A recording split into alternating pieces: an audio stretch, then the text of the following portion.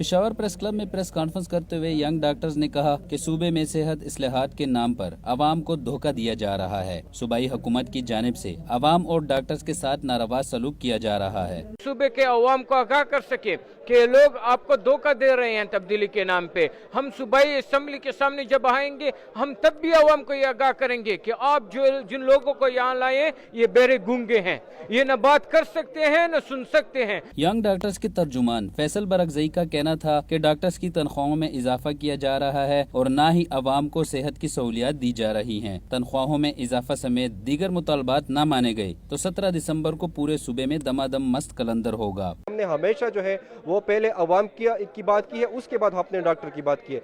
तो अगर इन्होंने हमारे साथ पुरअमन धरने पे भी उन्होंने हमारे मुतालबात तस्लीम नहीं किए तो फिर जो है हमें मजबूरन फिर जो है तमाम खैबर पख्तूनख्वा के अस्पतालों को फिर बंद करेंगे। यंग डॉक्टर्स का मजीद कहना था कि हुकूमत की जानिब से शोबे सेहत में इस्लाहात के दावे किए जाते हैं लेकिन अमली काम न होने के बराबर है। कैमरामैन अब्दुल रज़ाक के साथ वाजिद शहजाद, GNN, पेशावर।